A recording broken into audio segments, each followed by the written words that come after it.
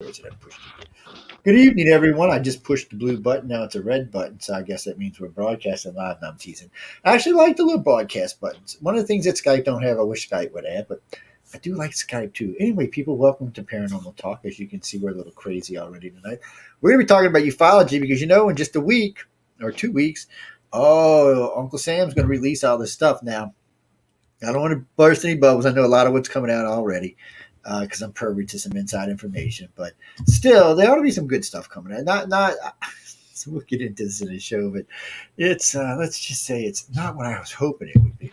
See, I personally know the government's got some really good stuff, but they don't want to talk about that because then they have to admit the fact that they may have let their citizens been taken. So I don't think they want to go there yet. But anyway, we're going to introduce you to the panel. I'll let them all introduce themselves. Oh, look, Laura Lee is in the hot seat tonight. How'd you get here tonight, girl? I was here first. I was telling a friend of mine the other night. I said when we start out, whoever's on the host next to me is the one who takes over. I'm going. And they're like, well, how? I said no. They try to wait to last so they don't have to do it. I said whoever's first in is the one who gets stuck with the job.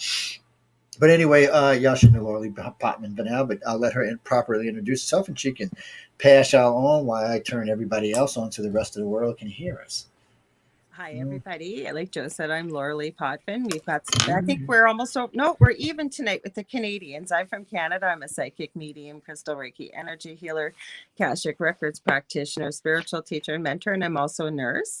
I have a show coming up. Actually right after the Horsefly Chronicles tonight. It starts at 9 p.m. Eastern, and it's called The Angel Rock. Tonight I have George Lunsford on. He's an indie movie actor. He's been in the Navy. He has experienced the Bermuda Triangle, near-death experiences, so it should be a good show. And I will pass you over to my fellow Canadian and friend, Michelle DeRoche. Hello, everybody. Welcome. I am Michelle DeRoche. I am the other half of The Outer Realm with my little bubbly co-host, Amelia Pisano. We air every Wednesday, Thursday evening, 8 to 10 p.m. Central, 9 to 11 p.m. Eastern. This coming Wednesday evening, we've got Gretchen Cornwall, and we will be talking about her research and her books on Knights Templar in North America. Yes, cool. There is proof. That's cool. It's very cool. And on Thursday night, we have Chris Stiles, who is, I guess, he is the go-to person for anything Shag Harper out of Nova Scotia. So being that we are coming into all this disclosure stuff, Chris is going to be telling us all about Canada's Roswell, which is, of course, Shag Harbor. And then you can find me on Saturdays with Joe Montaldo on the Gray Zone Uncensored. And, of course, it's going to be all about UFOs. I think it's going to be all about UFOs all bloody month. So that's where you're going to find us. And that's 5 to 7 p.m. Central, 6 to 8 p.m. Eastern. Sean. Hi, everybody. My name is Sean, and I am Sean Kelly, and I am one of the co-hosts on the Thursday night 7 p.m. show, Chasing Prophecy, along with Jenny Nicasio and Jason Iampietro.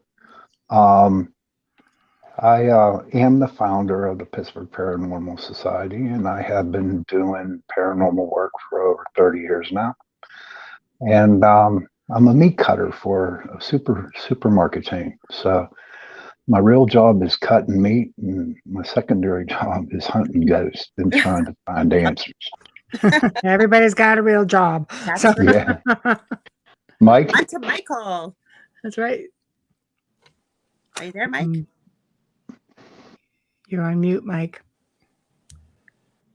Mike is gone. Oh, maybe we'll pass over to Del. Okay. Can you hear me? Here. Yeah, we can hear you. Yeah. I think Joe muted me or something, man. He's doing some weird stuff. I think he's power crazy with the mute button, as a matter of fact. He's getting weird, man. We're going to have to give him some therapy over that. But Michael Angley, I've got Discovery Paranormal every Tuesday, 8 p.m. Discuss everything paranormal, the science of paranormal, not just the paranormal. And every Thursday, Red Pill News, man. Take the red pill, take the red pill, take the red pill, and see what life is really like from my eyes, and I'm suffering in this world. So I can tell you. And I have to add that every time I hear the words Amelia Pisano, my heart goes, ah. So she needs Watch to get yourself, out Bubbles. here. Watch yourself, Bubbles. I think Michael's on the prowl. That's Italian, eh? There we go. There's Dal. It's amore. There you go. Right. It's amore. Dal. Okay. Dal, good? Now we're trying it with the new technology. The iPad doesn't seem to be working, so let's try it with. It's pretty quiet. Am I quiet? Yeah, now you're better. Yeah, now you better. You Your just need to turn get now. closer. That's all.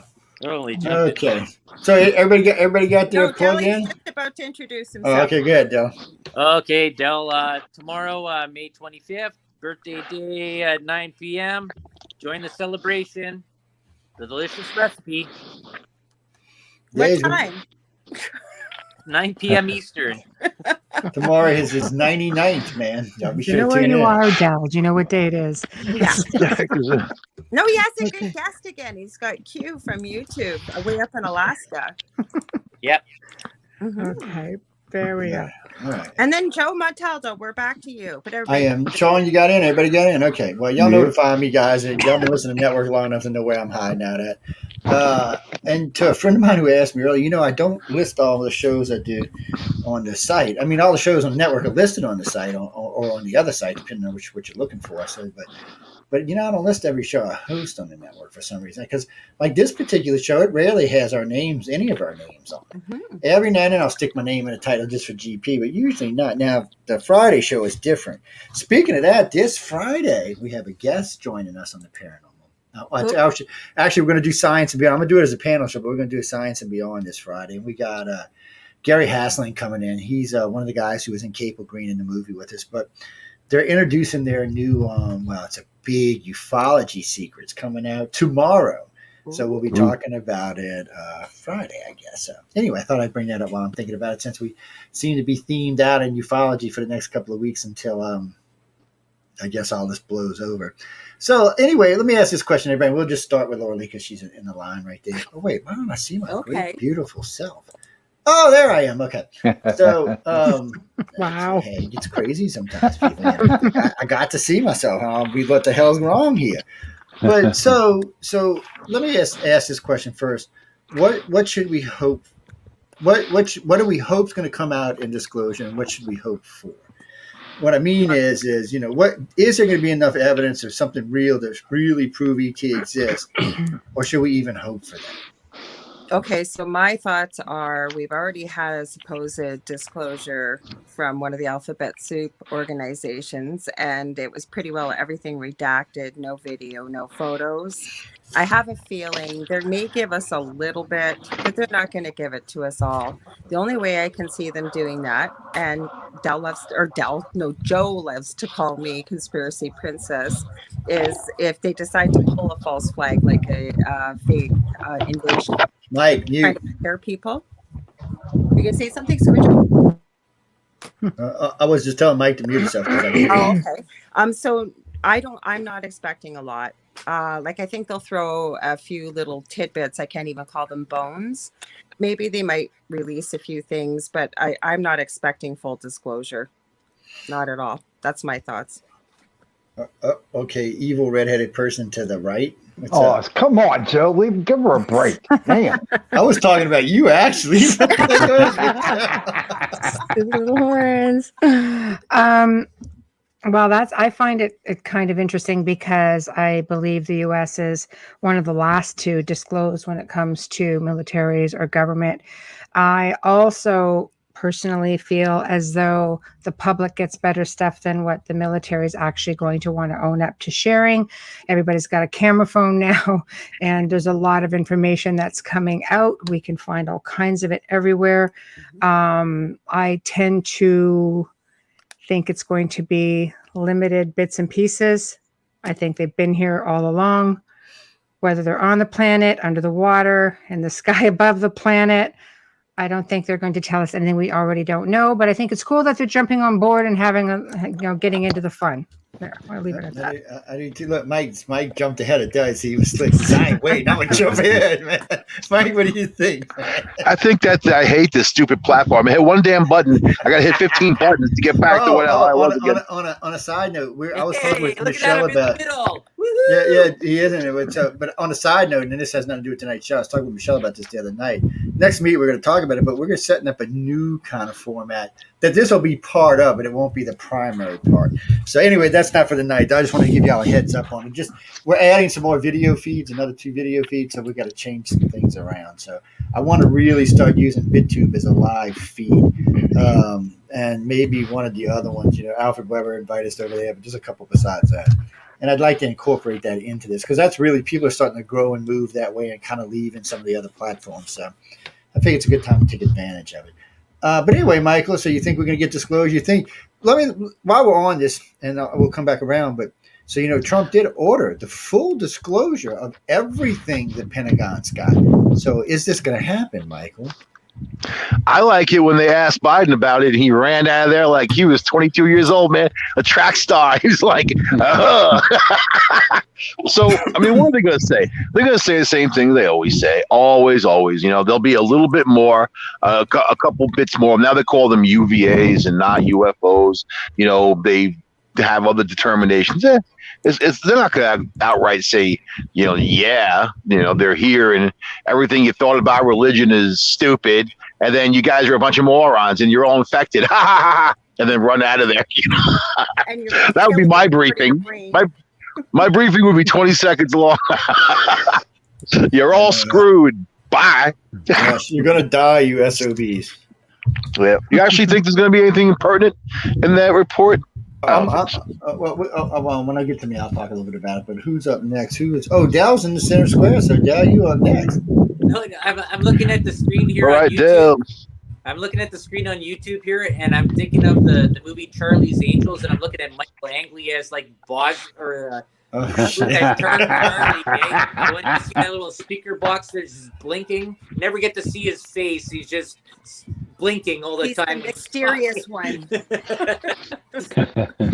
But Michael's right. Is that what they've been doing? Is this whole preparation of just changing the names and stuff that's going on there? And this is sort of a really interesting thing. If you're watching any movies or mainstream movies that have sort of been happening over the last little while, this new movie Eternals that's coming out, if you've seen the trailer, it's human beings being on the planet, and this huge spaceship just shows up there and says, yeah, we're here, and they just change the way everyone thinks about things. People expected it, some didn't, and it's just like, what are they going to do to the planet? It's sort of an interesting news story that's coming up here with the Eternals.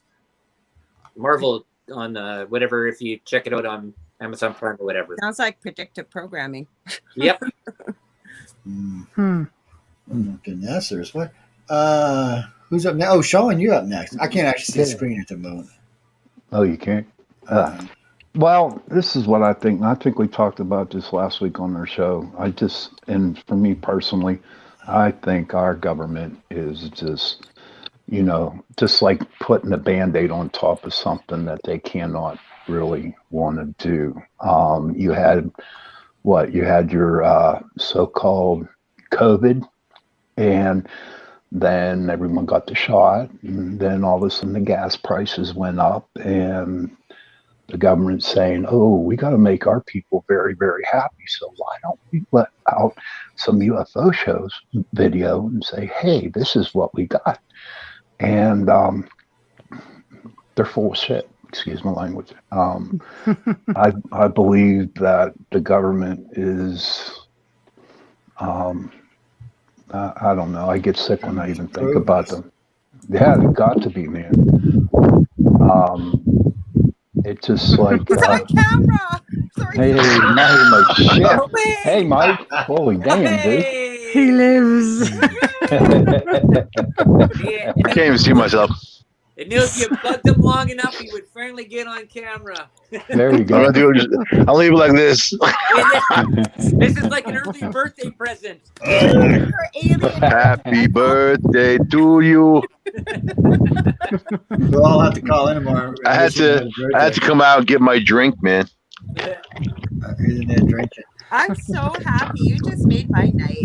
Now you guys are all gonna marvel that I'm on camera. I'm only using my phone. The problem is my laptop camera is always messed up. I don't know what's wrong with it. The phone works though. Probably needs the drivers reinstalled. Cheers to you, Michael. but Michael, look, you got a little wind coming across you, so when you're not talking, hit your mute button. How's this? I'll close the window. Yeah, that'll work too. How's that? Yeah, that works good because I just was picking up a little wind across it.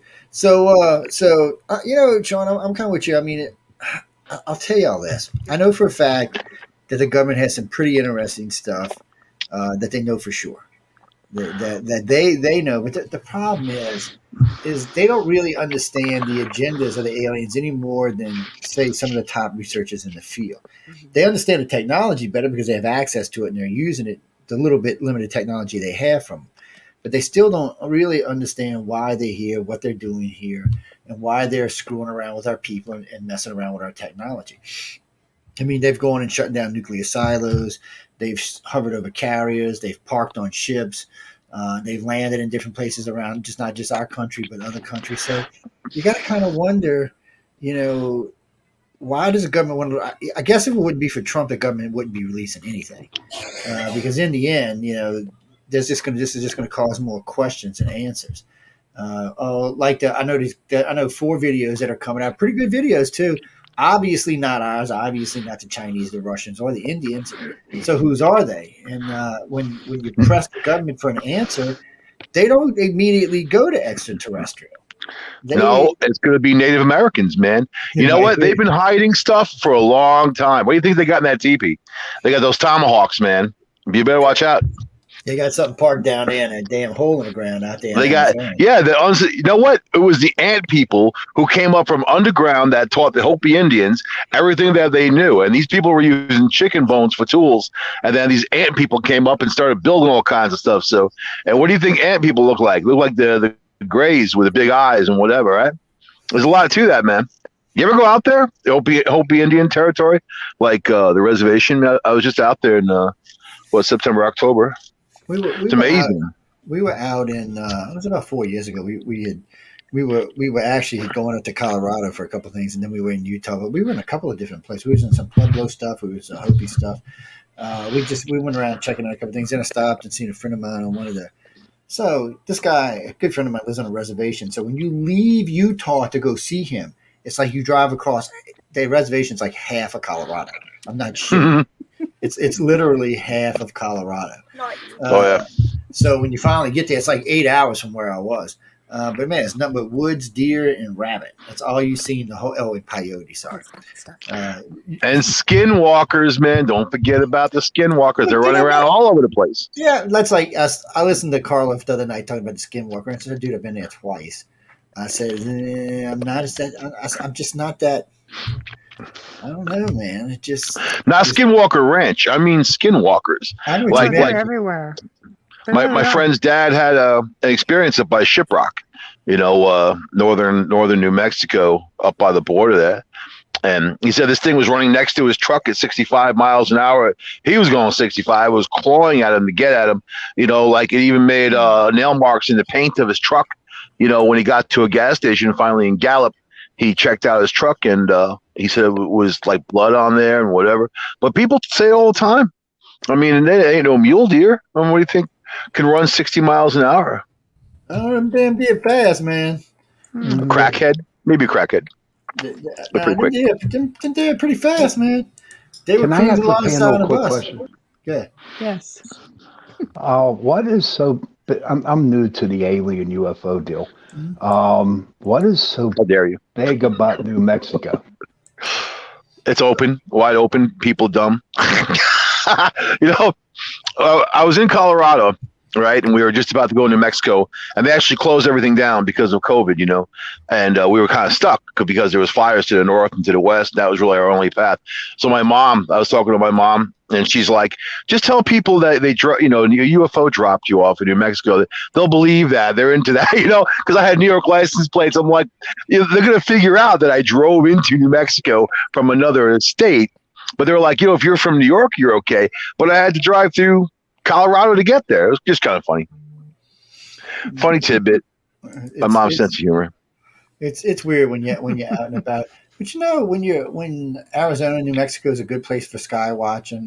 If you're in if you're in Sedona, you can go to the Center for New Age Research or whatever it's called. A friend of mine, Melinda, works there. She'll take you out and let you take the 3D glasses out and or not the 3D, but the green light glasses, third generation. So you can sit out there and watch things fly around the sky all night long. Just hang out, chill. I forgot what the fee is. I'd have to go look. It's the Center for New Age Studies, actually. I'd have to go look it up. But no, just ask for Melinda Leslie. She'll take you out and show you. There's other people there that do it as well. There's a couple other groups here. And you can always go Vortex hunting. Michelle and I were talking about this just last Saturday on the Gray Zone. Y'all can always stop out there and do a little vortex hunting, see if you can find some real vortexes. You know who you want to talk to? I've been talking to these RV people lately for some reason. And I just kind of fell into a group of RV people. They tell all kinds of UFO stuff, man, because they're out there like in the middle of nowhere, But to them, it's normal. No, it's because they like to stay at parks, and parks are highly sought after for UFOs for some reason. When you're out doing sightings, the places you're going to see them most are you're going to see them near deep water channels, along coastal areas. They're always running along the coast, along the water for some reason, or up the rivers or something. So you're going to always see them there. National parks is another place you see a lot of them. You also see them near certain types of military bases. You see a lot of them around those areas. And then, that's just places. If you're in those areas, you're going to probably see something. The odds are in your favor. Matter of fact, if you're in those areas, you're going to see something. If you've been taken before, because I don't believe everybody can see it. If everybody can see UFOs, then all 9 billion of us would have seen a UFO by now. As many flying around in the sky. I can go out right now to Gulf Breeze, Florida. I could take everybody in this panel to Gulf Breeze, Florida right now. We could drive down there. It'd take about 2.5 hours to get there from here. And we'd be there. We wouldn't even be there 2 hours, and we would see something. And if we stayed there all night, odds are not only will we see something, we might even get to witness somebody being taken. Oh, wow. So it's a different thing when you know where to go and you know who's participating. But you can't go. You know what? How close is that to a military base there, Joe? It's technically on Eglin Air Force Base. Eglin is the non-nuclear testing facility for the United States. So if it's non-nuclear weapon, Eglin is the guys who test it out. They've got 884 square mile base with something like 46 runways on it. Some of these runways are in the middle of the swamp with no roads going to them, so I have no idea what they're for.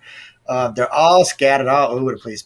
On the Alien Enigma site, there's a couple of pictures of a video we took of a saucer landing it was landing on one of the runways at the beach. And what was cool about this runway, so we got the video hovering, we got it where it's hovering, then it comes down, and then you see it touch down on the runway, and then all of a sudden the runway slides. The thing didn't move, the runway started moving inward, and then it kind of went in so far, and then it stopped, and then it just went down. They're out there, they fly out there regularly. Matter of fact, they actually built a tower for them. There used to not be anything on that beach. They built a tower, and they made it a nudist beach, by the way. Out of the anything about Colorado Airport or Denver Airport? Yeah, well, it's weird out there too. But this place is just Eglin Air Force Base. It's right there on the Gulf Coast. It's on the beach. It's right up against Gulf Breeze, Florida. Actually, it sits in between Gulf Breeze, Florida, and Destin. It's in two of the hottest beaches on the damn coast, and it's nestled in between them. Abductions down there are through the freaking roof. But it's more than that. People get this sense that they're being called there. So they go there on vacation and they lose 3, 4, 5, 6, 7 days. It's a very strange place to hang out. And really, if you've been taken, you're going to see something while you're down there. Shit, the whole town of Gulf Breeze seen something. The mayor was out there. The police chief was out there. Unsolved Mysteries was out there. It's a crazy place to hang out. And it's a highly, highly active place. I've never really heard of that one. That's the Gulf Breeze, Florida. Yeah, you've never heard of Ed Walters? not that that's a hot spot of places. Oh my God, it's one of the hottest spots in the fucking planet, not just the country. It's yeah, let's see, I can tell you, Why is it not? every video company, every Unsolved Mysteries, everybody who's anybody's been down there filming. Matter of fact, I was down there on 3 different occasions. It's really weird. Sometimes you'll be down there on the weekends, summertime partying, and they will be down there filming. They're just always down there because there's always something going on. Golf Breeze tried to downplay it because they didn't want to become Roswell of the South. That's the mayor's exact words, by the way. We don't want to be Roswell. So even though he witnessed this thing as it came under the train trestle and lifted out of the Gulf of Mexico, he was one of the witnesses that saw this. He made the Unsolved Mysteries video because him and the police chief and the fire chief were all three standing there with some local news media filming this thing as it was cruising under the water and coming out the water. So, he said, though, he did not want to be the Roswell of the South, but he didn't have a choice because Ed Walters came out he got abducted in downtown Gulf Breeze right behind the damn school. So after that, it took off, and he wrote the book, and then they made a movie, and it's been about 10, 15 years in the limelight. And then we had a couple of hurricanes come. And when hurricanes come, everything quiets down. The activity doesn't quiet, but the publicity quiets down because the areas become not as inhabitable. There's a lot of damage, a lot of destruction. So there's a lot less tourists, a lot less people, but the regulars still come. Even like Mexico Beach right now is a desolate wasteland. You'll still see people who are regulars going down there right now because they just love to be down there. It's one of the places where the monarch butterflies come to in their migration. So people just like to go hang there. So there's just places like that. But yeah, Gulf Breeze have been around forever. Roswell's well known, but Roswell's not a real heavy activity place though. Everybody knows about Roswell, but if you ask the Roswell people if they've seen a UFO, most of them will tell you no.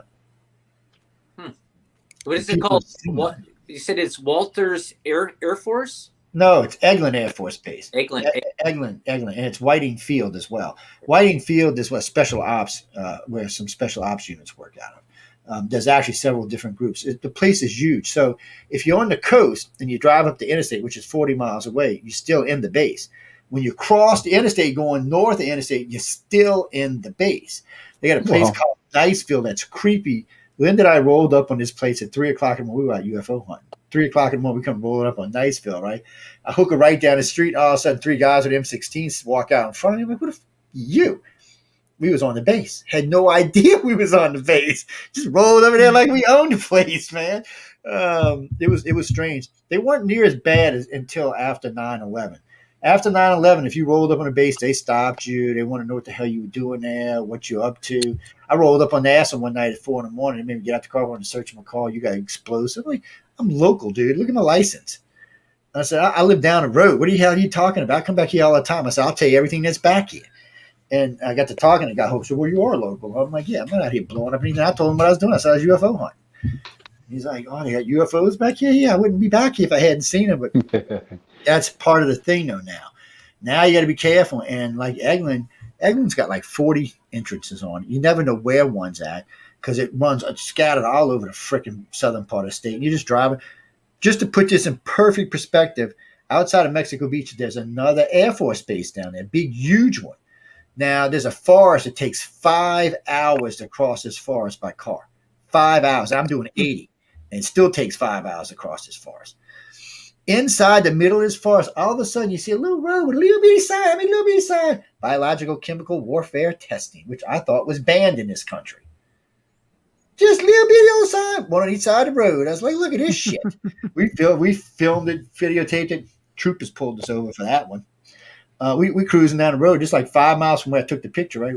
Cruising along. I look down, I'm not even speeding. I'm like, what the? So, I'm thinking, oh shit, I hope we weren't smoking no weed or anything. And he comes up, what are you doing in here? I said, I'm going down to wherever we were headed, whatever town we were headed to.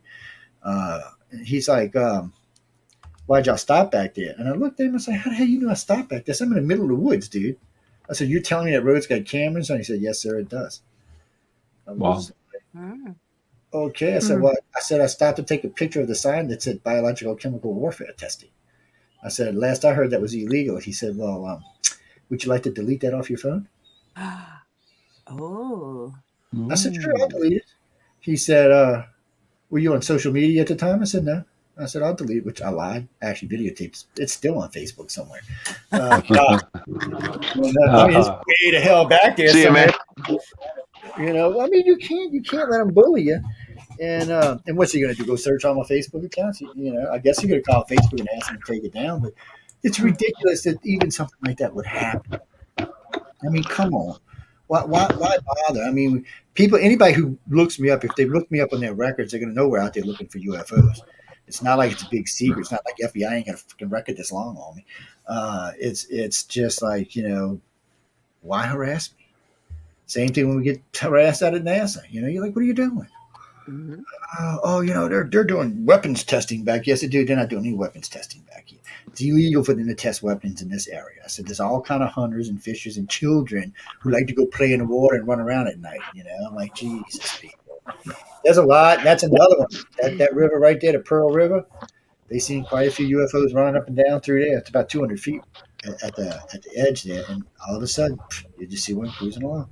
Be out there sitting on the dock fishing, and you see this blue glowing disc just cruising, and it's great because somewhere on Facebook, I've got some pictures taken. I took from Google Earth of the area, and they've got these discs. There was like 9 of them parked in a row, coming out of the water and onto land. Just, you know, perfectly little disc things. They're actually pretty big. What they were was weather buoys. They tow out to sea, but they look just like little UFOs sitting there floating in the water. And it's cool, but the reason we talked about it is we had been taking pictures of them for a couple of months.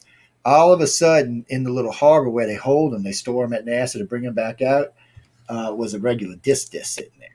It was just sitting amongst them, like it had been picked up somewhere and dropped off and was waiting for somebody to come get it. And y'all know Crazy Jason that comes in, and he'll tell you, him and Canadian Canuck, Mike, we were on NASA territory when we filmed. It was a saucer. Actually, it was a black triangle being fired by a saucer, followed by what looked like an F-18 Hornet in a row, flying right over NASA's base. And they got right to where the other side of the airport is, and they just sat down right there. They just came in and sat down. 2 of them just came just like that, and you watched the F-18 come in between them and sat down. And we were all just sitting there going, really? Didn't you? That video made Coast to Coast with me, and still nothing came out of it. Yeah, it was on Coast to Coast with me. Ancient Aliens refused to put it on for some reason.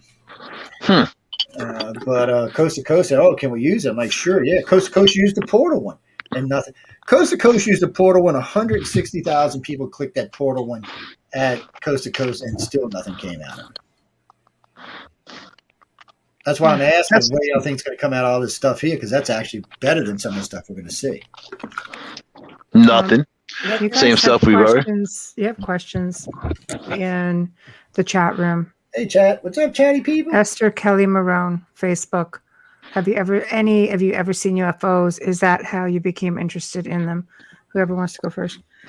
I'll go. I guess I haven't necessarily seen them, but I have some missing time where I blink my eyes and an hour later my car was in the opposite direction, about 30 miles away. I didn't even know where I was, and it was actually the Dell, because we're together, calling me. I was only supposed to be gone 3 minutes, and asked me where I was, and I said, I don't know where I am. I have to call you back. So I don't know how I got there. So I don't know if they took me. No, I don't know if I got probed. I know Michael likes to throw that in there. I got some probings going on. I always ask for the video of the probing stuff. Yeah, so I haven't seen any per se. I know lots of people that have, though. Actually, Dolly in the chat said she got a picture when you were talking about, I think, about those blue discs. She said, so she's going to send you the picture, Michelle, so that'd be cool. Okay. Probably going to be somewhere. Well, I never saw a UFO. In fact, we're coming up on a year with Chasing Prophecy, and I didn't know nothing about UFOs until I started here on UPRN with Chasing Prophecy, and I'm still on the fence about it. I don't know. I mean, UFO, you know what? Identified flying object. Good, man. I'll tell you, I have 2 awesome UFO stories. Which one do you want to hear? 1 or 2? 3. 3. 1, I was at my friend and I, Andy, we were young, like 17. We were hanging out at this bar in our town in Long Island. It was a bar for 16 and over. Like, they allowed you to come in. They were cool about it. Like, you can go in and chill out. And so it wasn't any kind of big deal. Anyway, we're there. It was kind of late at night, maybe 2 o'clock. And Andy's like, I'm telling him about Montauk Point and how cool it is, at night. And like you see the sun come up over the ocean and whatever. And he had never been out there. I'm like, dude, let's go right now. And he had just bought an old police car. I'm like, let's go right now. And he was drinking, so I drove because I don't drink really. And then we ended up out there. So it was still kind of dark and it was a little boring. And I was like, let's just get out of here. And he was kind of drunk. So we got back in the car. We're leaving. And all of a sudden, this thing was like over the car. It was like not close, but over the car. It was very bright lights, colors, red, blue, whatever. The whole car was lit up. And I thought maybe there was a helicopter up there, like shining a light on us or something. I've been through that in Queens a couple times, but it was never like that. So I'm like, oh shit, it was gone. And then I'm like, do you see that? And he's like, all I saw was colors. I'm like, that was crazy. So then we continued driving. Just as we got out of Montauk, the park there, we got pulled over by a bunch of government cars, two police cars, a state trooper, East Hampton police car, and also like a couple government cars, G12 license plate government cars. And then these guys had suits on. They all get out, drag us out of the car. What were you doing at the base? What were you doing? You're at the base. I'm like, what base? I was 17. I had no idea they had an Air Force base there underground. I had no idea about the Montauk Boys at that point. I had no idea I didn't know about that until I was at a club years later hanging out with this girl. And then I told her my story and she's like, that they have a base there. She's like, they do experiments. I'm like, man, I was like, wow. But they gave us 6 tickets because Andy didn't tell me that he didn't insure the car or register it because he had just bought it. So they gave me 6 tickets, and then that was it. End of story. But I mean, it was like crazy because it was unwarranted, But I don't know what that was. But yeah, I know now. Joe, I'm sending you a picture from Dolly. Okay, send it over to me. Oh, I'll tell you a crazier part. I'll add something. Awesome. I'll add something to that. I was at 7-Eleven one night hanging out with my friend Bobby, and then this guy comes through, and he said he was a janitor at Brookhaven Labs. He said there's a train that goes underground to the Montauk Point. And he said that it's like a super top secret. He's like, he's not even allowed in there. And then he actually just lost his job, which is why he told us this story, I guess. But so, I mean, there's definitely stuff going on that, we don't know about. But they're not going to tell you about that, right? They're coming out with a UFO report, but they're not going to tell you about the shit they've been working on. You know what I mean? Like, this is what we've got, But they all agree that these UVAs that the Navy's been chasing down, it has nothing to do with man-made technology. They don't create sonic booms. They can move from 80,000 feet down to sea level in seconds. I mean, you saw the videos. Maybe I think all of you saw it, right? It's pretty interesting stuff. Yeah, there's a lot of crazy stuff flying around out there right now. It's that's the problem though, is you never know. Like the SR-71, well, not the SR-71, the TR-3B. So starting in 72, 73, all the way up into the mid 90s, we kept hearing about these black triangles. Oh, black triangle this, black triangle that, it's alien this, alien that. But they kept showing up over. When you would look at the maps, you'd see them in Arizona, New Mexico, Eastern California, places along the coast. But they were all over or near large military facilities or large no-fly zones. So, I mean, once you figured that out, you realize it wasn't alien, it was ours. And now we know it was the X-117 Stealth. We know exactly what it is now. So these things were being seen as early as 73, I think it's 74, and being reported as UFOs. And the government wasn't going to correct that. Why would they correct it? People think they're UFOs. That's a good thing. That way, our competition, like the Russians, Chinese, probably ignore it. Oh, well, that's a UFO. We can't catch a UFO, so why even bother? We're not even going to look at it. And most of the stuff these days that was being tested out of Area 51, once they incorporated a second range, you can't see anything out there. You can't see none of the crazy lights flying around the sky or nothing anymore because that's all inside the valley now. Well, they had a swarm over the Nimitz, and then they said it was all shapes. It was like cone shape, cylinder shape. What's up with that? That could have been. Well, that could have been just drones. That's the problem with that. We have drone technology that can do that now. If the military doesn't know what's flying over them, then there's something wrong. Since we spend the most out of any government on our military, I mean, obviously, it's something beyond their control. Well, that's what Xi Jinping said. He said that if America's got things flying over its skies and over its carriers that it don't know about, that's a national security problem for everyone. He said because if they can't catch it or stop it, what the hell's chances the rest of us doing? The point is that they're everywhere. I see them where I am. I've seen them my whole life, but I've seen them here more often, and there are reports of them coming out of the area like regularly. People know they're here. I just wonder if they're questioning what they're seeing.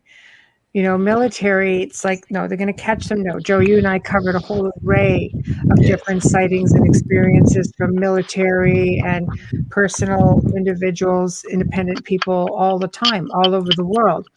It's been going on for freaking like thousands of years. This isn't new. It's new for us because it's been kept from us. Media has instilled fear into us with having these things. Mind you, some of the greatest minds out there don't think it's necessarily a good idea that we make contact. Stephen Hawking was one of them.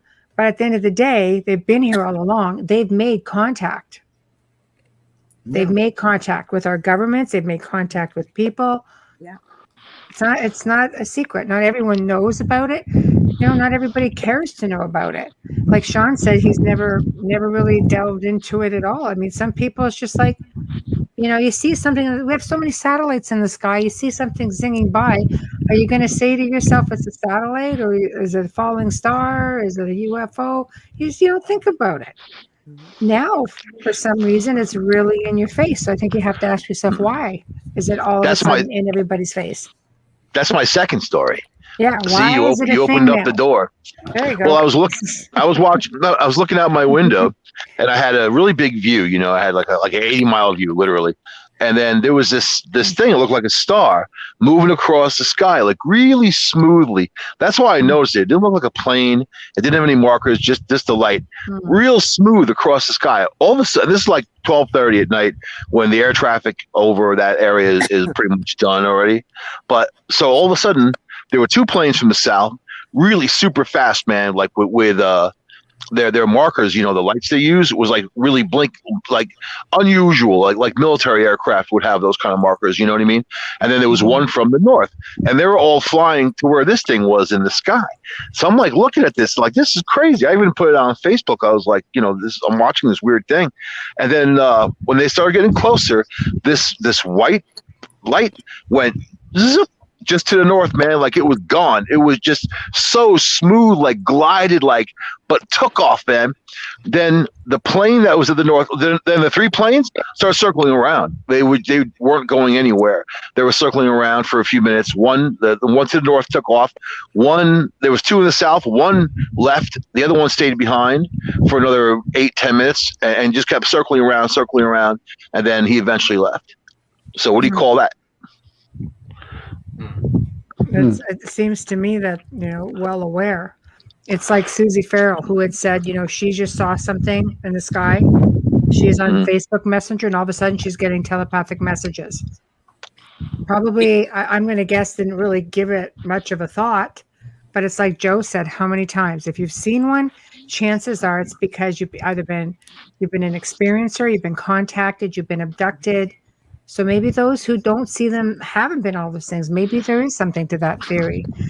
But like he and I have discussed, and I think he even mentioned it on the last Outer Realm you were on. I said, so does everybody on an aircraft carrier who sees a ship and has an experience, does that mean they're abductees, contactees? And you seem to think yes.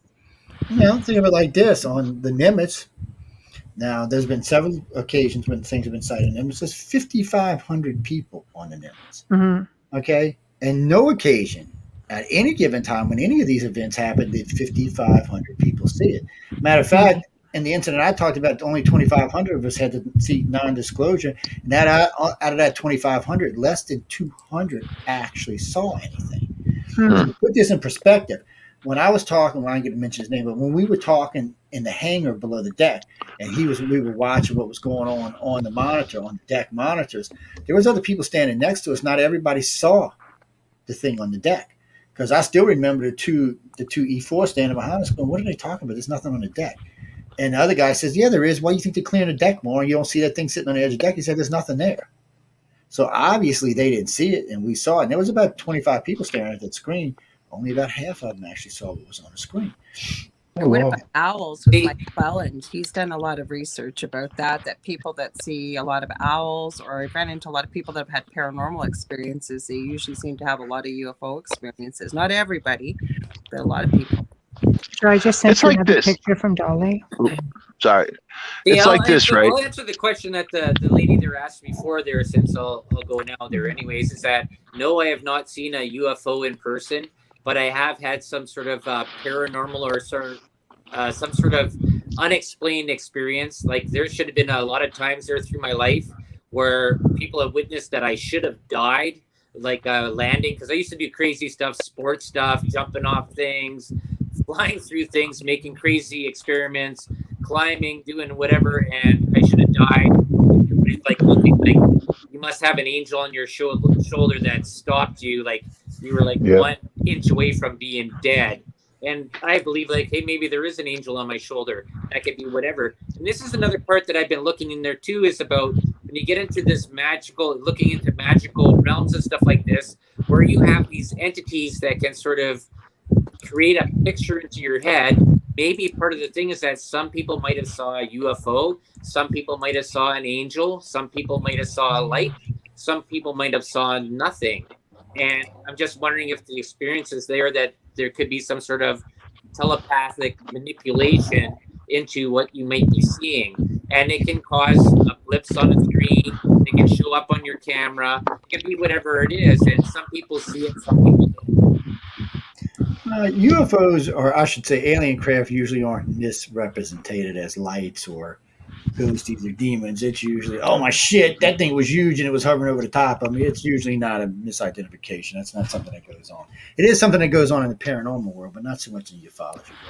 You've either seen a craft or you haven't. That's really what it is. You know, but think about the human brain and the things that we go through, like dreams, right? I have these unbelievable dreams. I know that I'm dreaming, and I it's like I can't remember it. But I can kind of see it in my head. But yet they were detailed, and there were specific people in there, like a whole weird life. But you can't remember it. Boom, it's gone. You know, sometimes you remember them, but like there's those dreams that are so involved. So, and like when we do paranormal investigations, I've always felt like we build a bridge that we're going to a place where we don't necessarily belong. They're coming to a place where they don't necessarily belong. We're meeting in the middle. Just put it that way. And then it takes you a few days to shake that the following days. You know, it doesn't just go away. So there's something to that. And then you talk about dimensional energy. So, you know, I mean, let's face it. If there's advanced life forms, you know. Joe, I was looking at that. He said Philip Siracusa was in there. He was down there. I was almost the center square of Hollywood Squares. You are. Look, he's right. You are, brother. Yeah, we got to do that one night. We're going to do the paranormal squares. Paranormal squares. We'll you know, we'll do questions from the public, and then people will. My square. We'll get contestants, man. Oh no! Hey, now it's Sean Center. Yeah, see, I can move them around on the thing, but no, I mean, from what we've learned over the years, when it comes to UFOs, it's I can flick the thing around, and it still keeps me in the same spot for some reason. I don't know why, but over the years, we've learned from people that, you know, so you're in, like, say, downtown New Orleans, and you're on Bourbon Street, and everybody's drinking and smoking and doing whatever. And there's, 25,000, 50,000 people down there milling around. So 100 people report seeing a UFO while they're down at Bourbon. And while they're there, they're pointing up at the sky, showing people. So why didn't the other 100,000 people not see it? Same thing with the Arizona lights. Same thing with the Mexico sightings. Same thing with the Belgium sightings. These were over massive areas and were there for long periods of time. So if everyone could see UFOs, everyone in Mexico City hovered for 26 hours. 26 hours over the largest populated city in the world, and only 1 million people seen it. So why didn't the other 24, 23 million people see it? And it was Like on in the New York news. City. They were outside. Like in New York City, the law is don't look up. If you look up, someone's going to hit you in the head, man. So you don't look up. But this was different. This was on the local news. People were talking about this while the event was going on. Well, actually, that happened in New York too when the what's her name was taken. The ambassador seen it. That actually was a live event. So that's another city with 8 million people in it. Why didn't everybody else see the damn thing? Oh, that was also that's the one that also Dan Aykroyd seen there too, where the governor saw that the silver ship that went right across the city. Yeah. See, the thing of it is, if you haven't been taken, you're not going to see them. If you haven't had a predisposition to seeing them, you're not. ET doesn't have to let themselves be seen. We know that because the majority of the world don't see them. So why is only a handful of people get to see them and not? And in the old days, they would have just said it was crazy people or nutsy people. But today we know better. We know we've got doctors, lawyers, politicians. We got people in high-ranking positions in office that would lose their career over stuff like this and still coming out. We've had senators come forward. We've had tons of astronauts come forward. What always gets me is when the astronaut comes out and said, I saw an alien spacecraft, and we go, oh, really? Let me see. He's trained to go find ET, but we're going to argue with him. I'm like, yeah, okay, that tells you something about the media. And what gets me is why didn't they take a more forceful stance? Because if I would have been Neil Armstrong and NBC would have came up to me after I told them we seen a base on the moon, and they started giving me shit, I said, well, dude, who was trained to go to me or you? I said, you're a lonely reporter. Have you even been in space? Have you even flown a jet fighter? Do you have any idea the training I'm going through to go find ET? And now you're going to tell me I don't know what I'm talking about? No, that's bullshit. Calm down. Calm down, Joe. Calm down. Bullshit. This comes into the whole partner, Joe. This is what everybody's been sort of, and Michelle brought this up there too as well, is that what ends up happening is that you have these people that come out on public media and they say about this, oh, there was nothing, and then 20 years later they say, yes, there was. Right, and then in the afterthought, as they're coming in the waning years of their life to come and disclose something, so you got to figure said how truthful can you be? It's like the whole thing about Fauci with masks and no masks and stuff like that. And you have somebody that you believe is an expert or a professional in their career, and they go, "Hey, well, yeah, we didn't see anything. There's no aliens up there. There's no ships. And that's all unbelievable." Then 20 years later, they go and says, because my NDA ran out. Yes, there was. And then you have to wonder, what is the circumstance, why it's all coming out now? Like Michelle said, it's like, why now here have you gotten this mass flood of UFO stuff coming in? Well, the media. Thank you, Trump, is what you say to that. Trump was slick. He stuck this in that $2.9 trillion deal they did. He stuck the YAP, they call it, UAP. They stuck it in there without telling anybody. So when the bill passed, Congress could. That's why Biden can't do anything about it. Biden would have to go back and give the $2.9 trillion back to get rid of that out of that bill, and he can't. The money's already been doled out. So he's screwed. They've got to release it now. Yeah, they got screwed on this deal. So they have to release. But to be blunt about this, so they have to release all the nine. I forgot how they worded it. 9 classified stuff about aerial phenomena for the last probably 75 years. See, the Pentagon holds a lot of stuff that doesn't have an above top secret classification, but still you and I can't see it. Well, I can't, but y'all can. But regardless, they won't release it to the general public. This is the stuff they wanted released, and they want to put in the report, and they want it not just released to us, but they want Congress. So Congress is going to see this first. So we might not get to see everything. If Congress starts going through it and going, oh, shit, no, then guess what? It'll get filed away or pushed down or we'll be told but that. Joe, you know what? Michelle had a good point. Like, with individual channels or people, independent UFO and ET investigators, they put so much excellent footage out there anyway. So I think the people that are open to it, I don't think it's going to be much of a surprise. It may be like, again, Sean, not picking on you, but you said like you didn't have much of an interest in this. So for people maybe that never even considered it or just sort of didn't come into their field of vision or bubble, it might be a big thing for them. But a lot of people are going to go, no, okay, because most of us are aware of it. Yeah. Mm-hmm. It's a strange thing, but it's the movers and shakers that make the difference. It doesn't matter. I mean, I've been on TV, I've been on radio, not just me. I mean, there's literally thousands of people like me that have been out there doing this. And it doesn't matter. It doesn't even matter what kind of research we put out. I mean, the portals we've put up and other things that we've put out, the blood type study alone should be enough to convince a chunk of people, but it's not. It's people, because most people don't want to believe this. One, because humans are egotistical. So we don't want to think we're the low guy on a totem pole. Even though we know on Earth we're not the top predator, we still think we are. So we don't want to think there's something out there bigger and badder and more intelligent than we are, something that could wipe us out with a thought. That's not who we want to be. We want to be secure in what we are, and we want to be arrogant and crazy like we are. Well, if this population of 8 billion people find out that we the low guy in the totem pole, it's going to change the way we look at each other and everything else. We're not going to be looking at the world the same way we do now. And it's going to change a lot of things. It's going to cause a lot more problems on the planet than it's going to solve in the beginning, because you're going to have such a reversion back to religion. You're going to have so many people who are leaving religion and moving into other things in the spiritualism that are going to revert back to religion. No, I think it'll go the opposite. I think once that information's out, people are going to be like, well, all these Bible stories are really just these UFOs coming down, and these angels coming down are really ET. I mean, that's gonna say it's angels. They're not going to be able to wrap their heads around it, man. And then they're going to flip out and go shoot people. But to make this point more clear for everybody, look at every major national event that's happened on the planet, and look at religion goes up every time, including COVID. Religious people jumped almost 15% during COVID. The last 9/11, 22% increase in religion in our country because of 9/11. So it proves a point. When people get scared, they run back to religion. And when we announce categorically that ET is real, they are coming here, and they have been screwing with our citizens, you're going to have a lot of scared people running around planet Earth. What if ET shows up with a cross around their neck? Ha! What about that? That would be. What about Star of David? What if they show up with Star of David? Like there's a whole set of ET with Star of David. There's all this set with a cross. Well, everybody will be a Jew the next day. Do you think that ET is? Maybe they're Jewish. Claims of religion. It'll be hell to pay for somebody on the planet.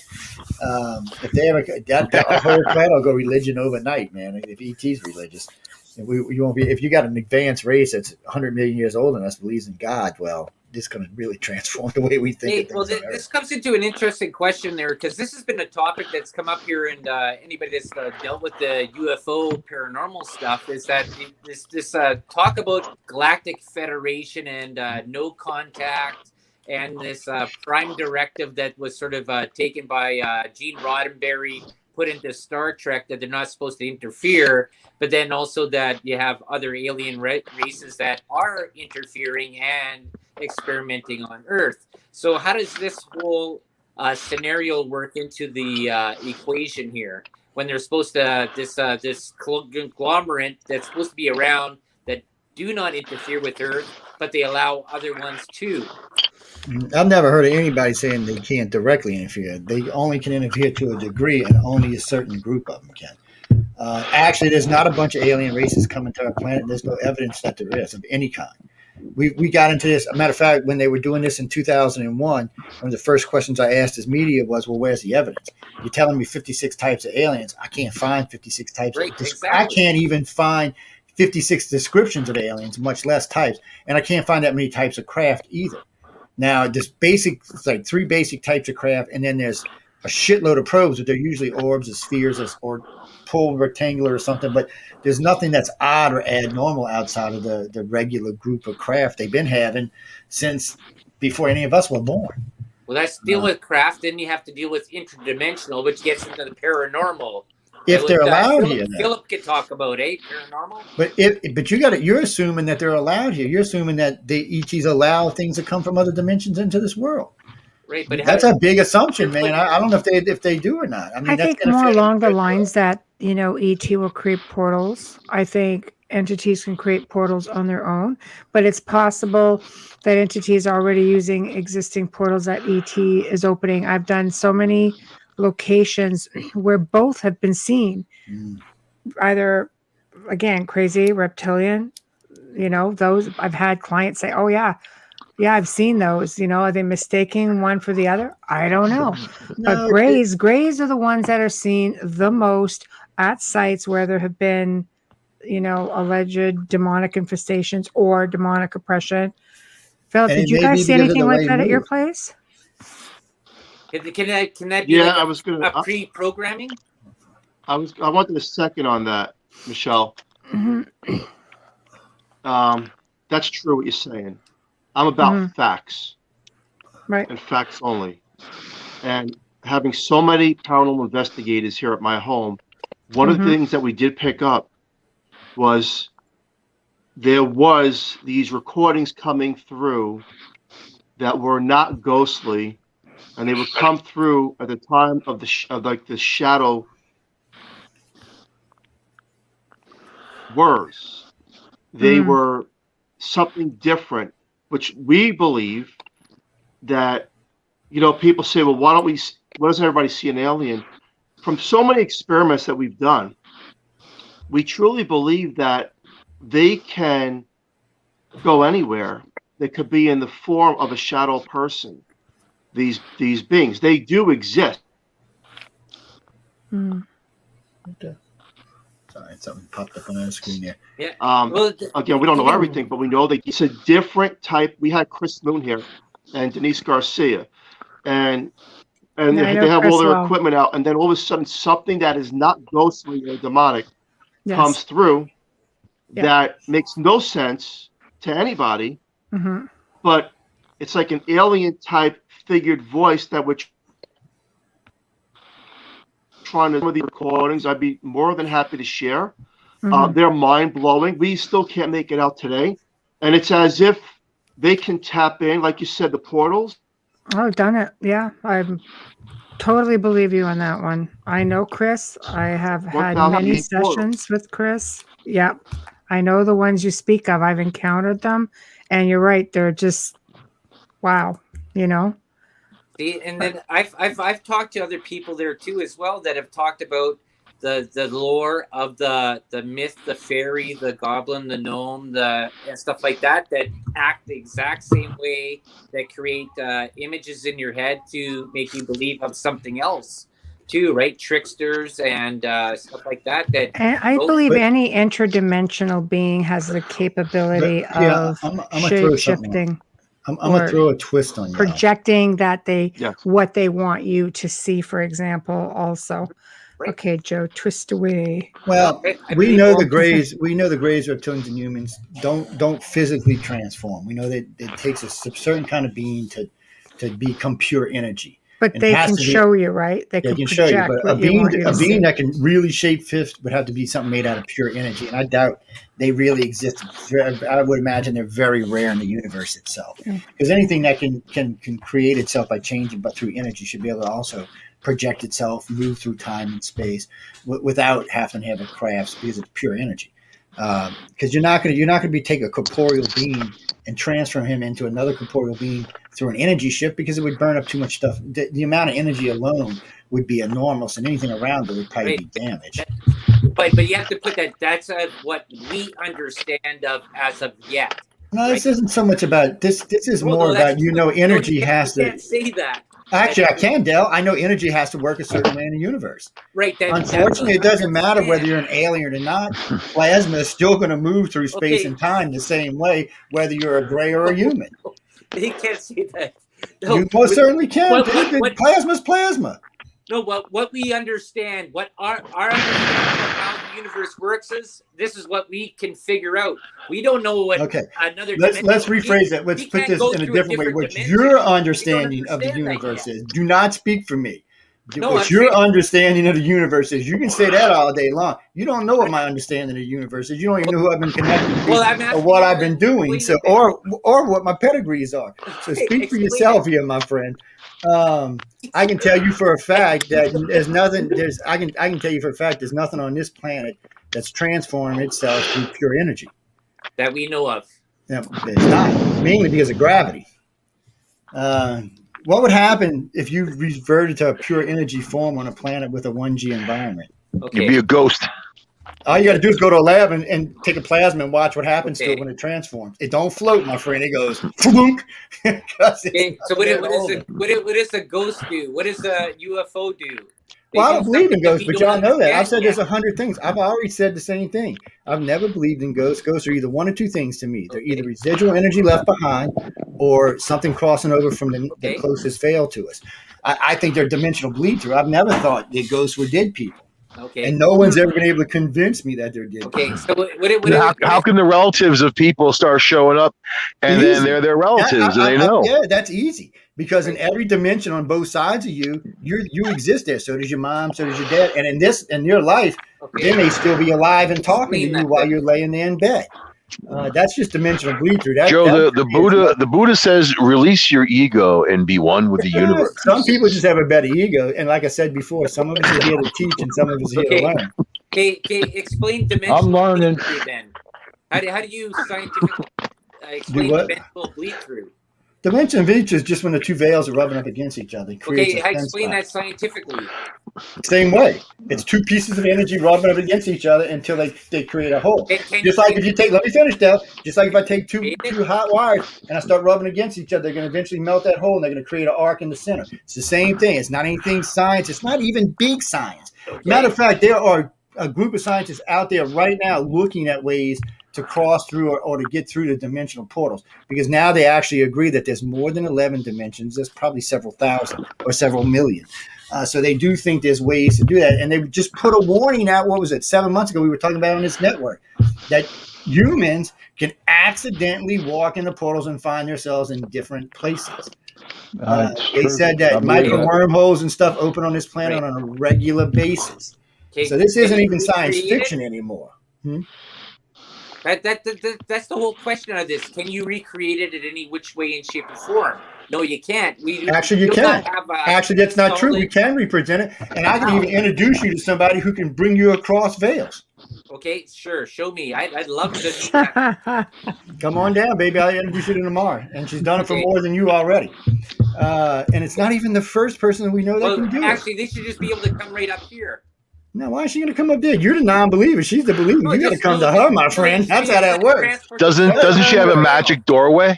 Can't she just kind of walk through a magic door right to Dell's house? Yeah, she could be there for blowing out the birthday candles, man. She walked a magic door next to her. She gets to join in the cage. She gets in the cage then too. But she might materialize in the cage, and then she's really going to be stuck.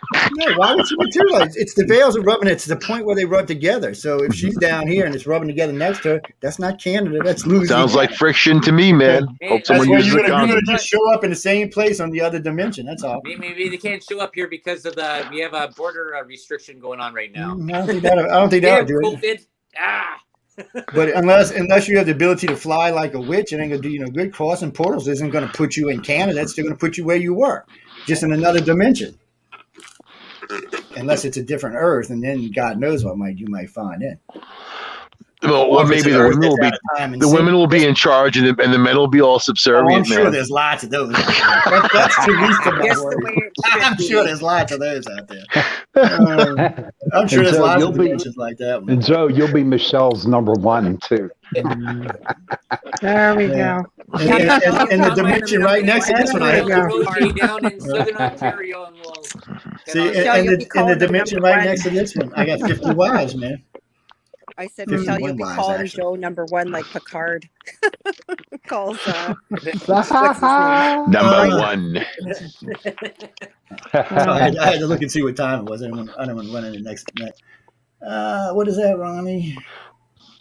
Aliens don't exist. What do you mean aliens don't exist? Illegally aliens don't exist? Is that what you're trying to tell me? Because I'm going to say, man, just go down on board. I'll show you right now. What aliens? Racist. What, I don't know what you mean by aliens don't exist. I mean, what aliens don't exist? You mean in general there's no aliens in the universe? Which ones? Well, I mean, I could never think there wasn't alien life in the universe. I wouldn't even want to even try to think that one. So let's just say if there was nothing, nobody would be seing anything, or it'd be going on in their crazy brain. or they'd have some kind of legitimate explanation on Well, it. I always wonder how much of this is in people's heads, but Oh, there we go. That's the interesting question, right? So how do you, all of it, how do you all rub of it. the veil? It's all in their heads. Everything's in our heads. well, for I me, it's a mean, little different. how else? If you're not there, it's not in your head. If you're not alive, it's not in your head. Everything's in everybody's heads. You know, maybe we make each other's reality real. Del and I have talked about reality Only if you live many in the times. Matrix. I was on his show. We talked about reality, Yeah, Only exactly. if you live in the the Matrix. unreality of reality. Maybe dreams are more real than reality. Exactly. We can even be dead. We've talked about this before, right? When we get people in the paranormal telling us, "No, you're dead." Mhm. Yeah, in That's purgatory. happened. Yeah. Yep. Then why am I paying taxes? Is it really when you die you pay Because you're in taxes? Because purgatory, man. that That's would part of your really punishment. suck. That's We 'cause don't know that taxes. we're not. That's what makes it interesting. We're all, I mean, to them, are we interdimensional beings? To somebody else Yeah. who's coming in? Like, in a way, are we all interdimensional beings? Well, how do cats and dogs fit into it? Why is the 66er of a vodka Why can't they be $80 interdimensional? in Canada, but it's only $12 in the States? That's because you got That's pink an shorts in unreality. charge. That's because pink shorts is in charge. Joe and I are going to start a new alcohol drone business, flying alcohol into Canada. It's medicine. It's actually part of UNICEF, man. Yeah, It's we'll put it in medicine. one of them, So, put it in St. Bernard containers, you know, put a cross on its side. a little bit of, come on, a little bit of Grey Goose flying into Canada, That's right, man. man. Oh, hey, look, no, you know, better yet, they got the new fake goose now. You can just shove it up its butt and fly it in there. And yeah, they were showing him the other day. Eventually. Yeah, talk about probing. I'm just saying, it's kind of weird. So hold on. Send a couple of cases of champagne to Trudeau's wife. She'll be cool with it, and then you guys could have a little thing going on, man. Just like back in the day. How much is a bottle of booze there? Like in the standard, like let's say that Mr. Pink Pants. Stolichnaya vodka or like Absolute. For what, a 66er? I don't know, 750 milliliter. So a 40 ouncer, yeah, you're probably looking about over Why don't we $50. just find the portal and send it that way? About how much? You'd say $50? Minimum. Wow. That's probably for smearing off, man. That ain't for nothing more good. like 75 for What a 40 ouncer? 40 ouncer. Yeah, you're right, about $50. So what if you wanted like whiskey, like, you know, American bourbon, that type? Because I know you can get Crown Royal, American watered bourbon, down we don't Crown even allow Royal. that across the border. That's why you got to drive down and get your liquor. But anyway, let me answer Jackie's question first. Jackie, where are you from anywhere? Perdido Key. I was just in Perdido Key just like 8 days ago. Perdido is a great place. I've never seen no ETs down there, but I've seen some beautiful sunsets down there. You have some good seafood. So what's the best single source of evidence for ET and the best single source of evidence for ghosts? Well, for me, on the ghost part is when you get bit, scratched, punched, and pushed. That's my evidence. Sounds like marriage. I ain't married. That could be Bubbles, man. That could be Bubbles the Gray doing that shit.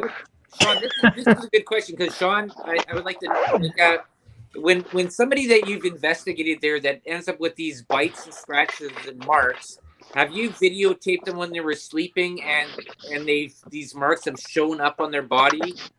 No. When they show up, in fact, I can send you a picture. We were down at Prospect Place in Ohio, and this girl deliberately went into the barn and antagonized this ghost that was in there. She came back, and we lifted up the back of her shirt, and there was like claw marks coming down the middle of her back. And there was no way in hell could she have put those claws there herself. Right. Ask that because we've had bites, we've had scratches, we've got pictures of them. You don't do it to yourself, and you can't. In an investigation, people will say, "Oh, my back is burning," or they can't reach, and there's a mark there. But that still doesn't mean it's not you. You can. Come on. No, you can. Stigmata proves that you can manifest cuts and bruises on your body. Exactly. So so you're gonna have to have better than that to prove that it's. Yeah, that's what I'm saying. I haven't found anything yet to me that it's conclusive that proves that dead people are alive. That's why it's paranormal, man. That is Thank why you, it's paranormal. Michelle. Thank you, It is why it's girl. paranormal. Yeah. Yes. Exactly. She's got to argue with me all the time, Sean. So It is. It's not easily explained. We may never definitively prove it in our current life. We don't know until we get there. I mean, science can say one thing and they do. The skeptics say another thing. The paranormal researchers, the jury's out on it. Everybody's got their own different theories on it. But that's the point. It's all theory. Everything is pretty much theory. Or Yep. hypothesis. That's right. And I Ghostbuster. thank you, Michelle, because I say this all the time. It's all theory, Yeah. and that's the best exclamation or Here- explanation. Here's a question for y'all. What is there more pictures of, ghosts or ETs? I'd say ghost. You think? Actually, I would think You there'd think? be, if you're gonna go, maybe the thing is, what is there more stories of? Is encounters with something unknown, right? I would think it should be ghosties, but it's not. But I would think it would be. Paranormal is like the fourth biggest thing on the internet. UFO is the second biggest thing on the internet. Well, behind in porn. North America, right? But if you No, go to in the Middle world. East, No, in the world. and In the world, it don't matter where you're in the world. Porn is number one. Ufology is number two. It doesn't matter where you are. It's just the way it is. That's what they're talking about worldwide. That's Google, Yahoo, and a couple other big ones have put it out there. That's your two biggest in things the last searched. year, Okay, so let's say that. For like the last 2 decades. Let's say that's the case, okay? Because we're talking about disclosure, and there are more photos of UFOs and extraterrestrials. Then why is disclosure such a thing? Apparently, it's Because all it's the out same there. thing as the ghost. Nobody wants to believe. See, that's the problem. See, with this group here, it's fine. Whether we believe in ghosts or aliens doesn't matter. We all believe in something, or we all have evidence or proof of something that we've been involved with. So it's not about believing for us. We're convinced. It's a different thing. But convincing the other 7 billion Christian, Jews, Muslims on the planet is a whole different thing. Joe, I just sent you a picture. Did Somebody you, baby? of these two critters. Hold on. Tell me if you've ever seen these or what these beings might be. Hold on. No, I can't prove it. I trust who gave it to me. They said these things were from underground. So I'd love to know what your thoughts are on it. What did I do with them? I just had them. Okay, but I'll just go into a part that Joe just said there is that when you're the talking hell about did I do? religion is based on the supernatural. And so they believe in the supernatural. I sent it in Facebook Messenger. Yeah, no, that's I just for some reason when I went to click on it, it took me somewhere else. Oh, let's drag and drop in. Okay. You guys ever seen these critters? I haven't seen them before, but I'm How is it looking. not letting me pick it up? Supposedly ET Why is it from not? underground. Okay. Oh, I thought it was somebody's legs opening up there. It was his fingers going up. I was like, oh, got a porno going on down there. Okay, did it come up? Oh, yeah, there it is. Okay, I couldn't get it up there. What are these things? Okay, the one on the right is actually from a TV movie. Okay. Okay, I can't exactly remember the movie, but the funny part is we just seen it about 3 weeks ago. Okay. The one on the left is actually a pretty good reenactment of a different kind of alien. Could be like a hybrid brown or a gray, but literally the one on the right is actually, and it doesn't mean it's not an alien, mind you, but it's actually in a movie. Either they took it from the movie and put it on here, or somebody who seen it put it in the movie. I couldn't tell you which one because I didn't things say get. yes or no. They That just looks said like William Defoe on the right there in the white. Yeah, but you can see it's definitely sculptured after a person. I just can't remember. Oh man, and it wasn't even that long ago. Some stupid. It wasn't even a great sci-fi movie either. It was an okay, like a B sci-fi. District 9. I don't know if it was District 9, but I would definitely consider that a B sci-fi. When we talked about UFOs, I'd share it and see what everybody thought. But the thing about it is these aren't that far off of some of the other types of aliens that we talk about. The grays, because they got the white grays and they got the gray grays and they got the blue grays and the brown grays, and people get a misunderstanding about the grays. The tall grays are designed a lot like us, but the way you know they're not gray is because of the way the body's designed, because their body's made out of carbon. Well, check out that hole in his, what I think his armpit. What the heck's that for? Do I want to know? That's where they breed at. They use it. They got a little flap that pops over and breed. I wonder. Hey, Joe, real quick. I just sent you a picture of our investigation. I want you to look at the left side of that picture and tell me what you think it is. Hold on, let me go find out where I was. Let me go back over here, and there's Sean. Let's open Sean's up. Okay, I see something back there. Let me see if I can put it for all of us to see. Well, let me do it that way. Maybe it did. Did it? Nope, it did not. So let me do this a different way. Stop screen. Okay. These damn screen sharing things are a good feature, but sometimes it's a pain in the you know what. Okay, is that it? Or is that it? Which one is it? Oh, that's it right there. Okay. Yeah, Oh, look at the left. okay. Now what Look am I at the looking left. at? The Look left. at the left. Look at that right there. Right there. Okay. That looks like my uncle, my Aunt Maria. What the hell is she doing there? It does too, man. Look just like her. Is she alive? Wait, now I gotta That stop was thinking she's alive or not. that was taken at it's called Yeah. Grove Cemetery, and it was like 98 degrees out, and a girl sat down and she took a picture, and that's what she got right there.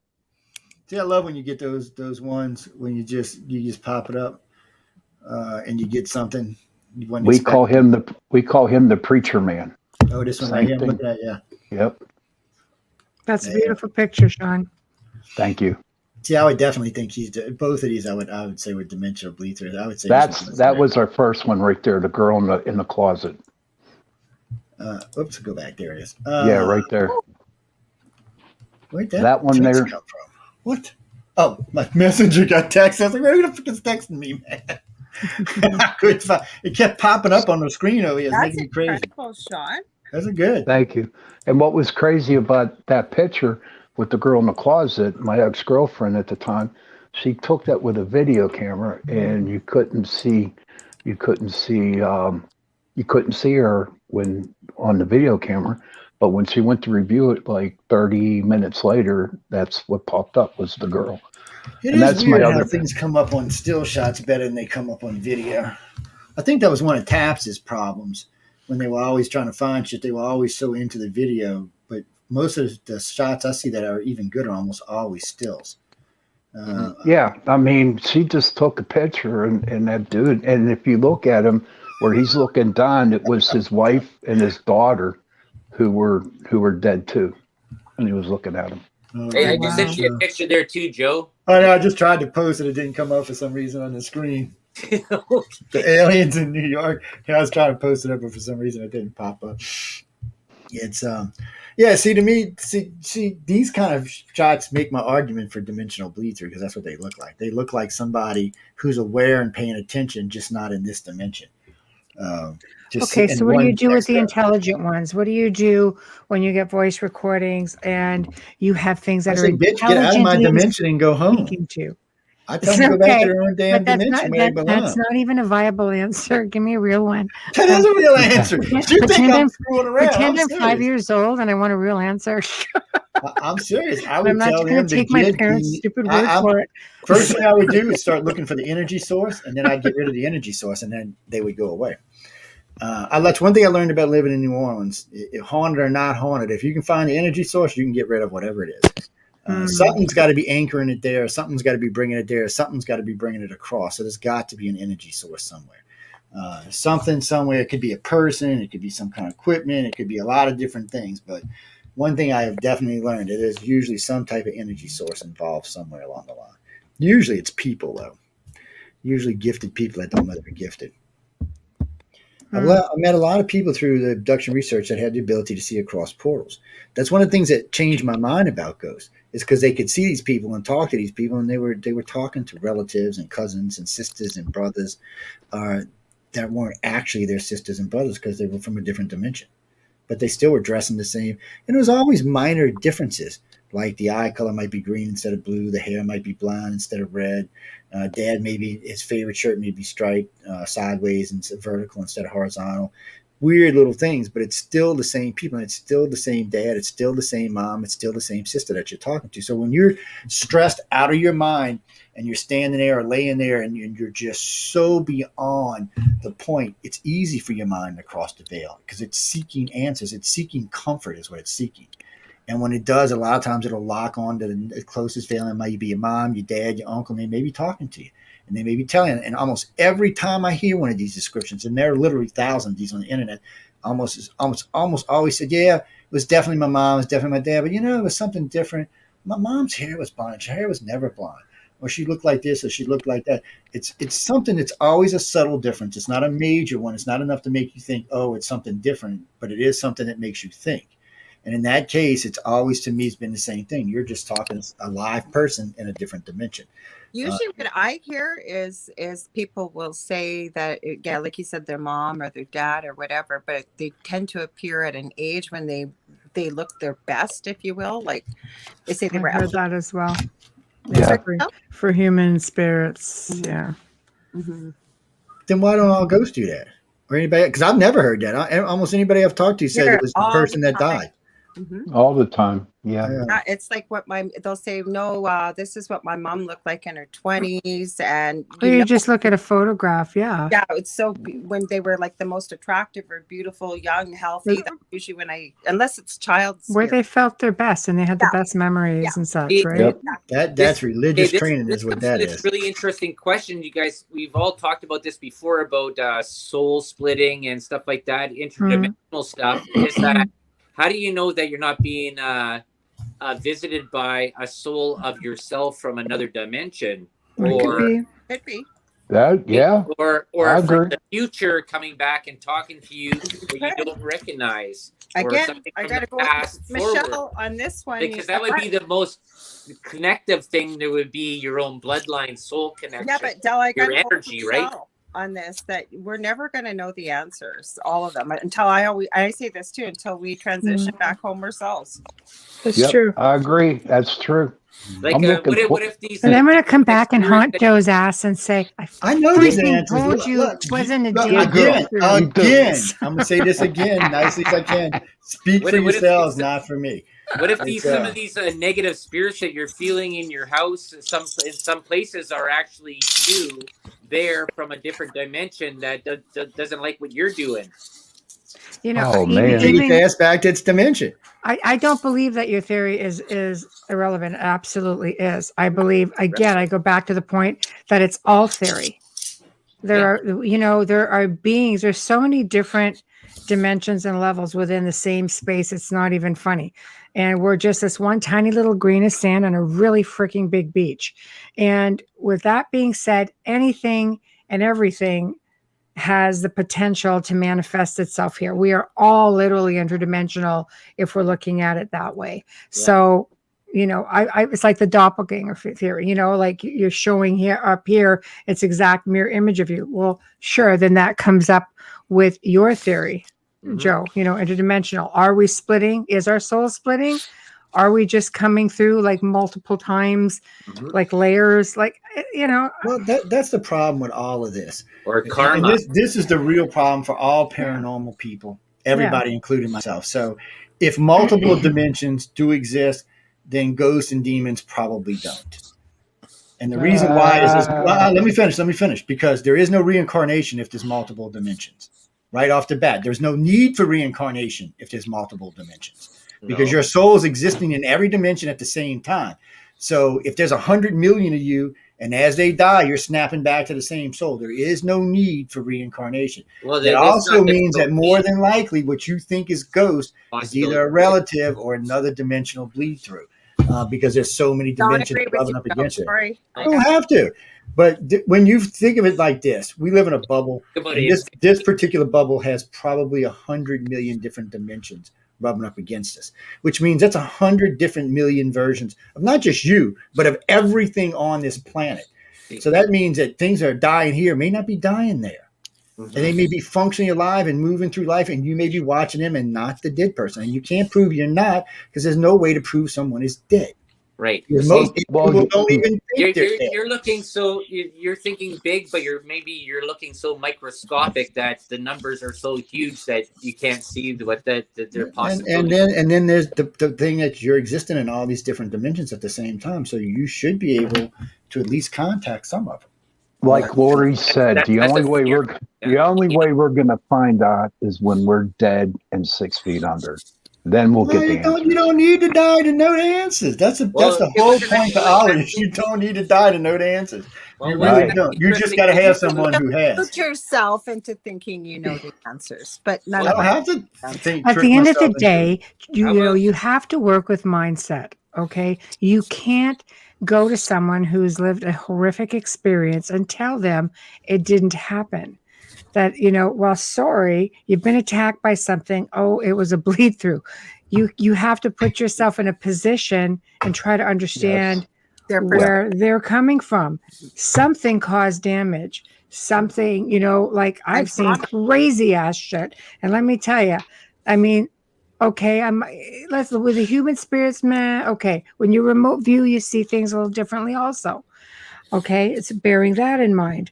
But when you have something that comes out and manifests itself in front of you, okay, or I don't know. I've seen tables come off the floor. I've seen some pretty heavy stuff go flying across the room. There's got to be something to it aside from just it's like aliens. It's aliens. Doesn't even have to be aliens. It's Shut up, ET. Michael. They don't want the table where it is. They want to move the table. Most of the time when stuff's being moved or manifest movement, it's somebody there doing it. It's not a demon or something else. That's usually an individual that doesn't have control over their abilities. And there's a way to prove this. And if you're a real researcher, you should have already figured this out. There is ways to detect if someone's causing something to move. It's one of the things I learned in ufology, because in ufology, you can't even be considered an abductee unless you're psychic or have abilities. Okay, so how do you explain this? Oh, for sure. Telekinesis, psychokinesis. Yes, and manifestation is... Okay, absolutely. how do you explain this then? When I had that dream, like 50 years ago, I had never heard this name before that I had been given, and it even spelt it for me.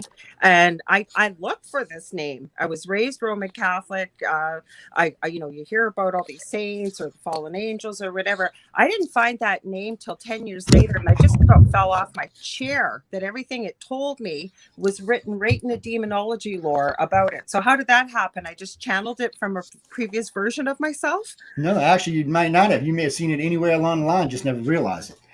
Let me tell you how your brain actually works. So you do know you can never see a face that you've never seen before, right? That's science fact, by the way. That's not a fiction. You can't see a face that you've never seen before. You can't dream about one. Okay, physically or dimensionally? What about faces together? Okay, now we're going our very brains do that. Science. But the science fact is you can't dream about something you've never seen before. That's not fact. True. You can't get around that. That's science fact. You cannot dream about something you have never seen before. Let me finish that. That's not true. So you can merge stuff together and make new stuff out of it, but it has to be stuff that the brain has registered before. Right. 2 ears, 2 eyes, a nose, and a mouth, and a chin, and some hair. Yes, that's true. But a face, no, that's not the same thing, Joe. Padelia, man. What about Padelia? What do you think? Your brain don't make faces up every day? That's science fact, by the way. There's actually a term for that. Oh my God. You do know it's something we've talked about on this network that your brain makes up faces all the time. Ego never accepts the truth. That's what the Buddha said. But it can only make them out of faces it's seen before. So what scientific research has proven? All right, then they'll draw me an extraterrestrial. Draw me something. Draw me a face you've never seen before. See, now you're talking ridiculous, Joe. You can't. Because you can't, man. Because you can't. I think that's ridiculous. It's science fact. There are some things that are just fact. That's one of them. The Buddha says in the war of ego, the loser always wins. Oh my God, Joe. I definitely think I think your theory is just as plausible as any theory. Well, but I still think that we won't know for sure until we actually get there. One of the first things I learned when I learned facial recognition is you can't dream about something you've never seen before. All right. You know what? Aside from all this, let me interject here with some whatever I'm going to do. This is the deal. What is it all for? Sure, you have these experiences. You see this. You think that something's there. Great. People tell you all kinds of stuff. Maybe they approach you in your dreams. They tell you all kinds of stuff. What is it all for? What difference does it make? Because you're going to live and you're going to die. So the whole point is to life is leading a worthy life, doing something with your miserable life. And then it doesn't make a difference if you saw a UFO or a ghost or if you saw a Sasquatch or whatever. I don't care what it is. It makes a difference what kind of person you are and how you treat others. Hey, Most now, important. now you've lost it there, Michael. Said who made those stipulations? You see, that's somebody making stipulations. That usually comes from a religion or from government or from a hierarchy of power, right? How about just nobody said you had to live a simple life. No one said you had to live an evil life or a good life. Nobody said that. Who said that stuff? That's Just society. worthy Society unto yourself. If you wake up and you go out and make a perfect steak, man, and you thought that was worthy, that's good enough for your life, And then no one should look at your life and judge you and say you're not doing something right or you're doing something wrong. Right. You listen to your fans and you don't listen to your critics. Right. If you go out and you kick a cat and that's good for you, then that's great for you. No, I shouldn't judge you for that, right? Kick a what? To kick a cat. A cat? Or kick I'm not talking about violence, dude. Now you're becoming ridiculous. I'm talking about leading a worthy. Listen, man, if you don't understand what leading a worthy life is, maybe no. It's not leading a worthy life. See, now you're going into terms of recognition of what. If you think that someone's leading a worthy life who kicks a cat, that's demented. No, you're demented. going off of two different things there. You're going off of two different things. Totally two different things. Okay, right? It says somebody makes a determination. If you just live your life as it is, right? Somebody says, hey, well, you shouldn't do that. That's making a determination on what you're doing. And then another person says, well, maybe not. Now society's made a determination. Well, maybe you shouldn't cut down that tree. Well, why not? That's giving me firewood to cook food.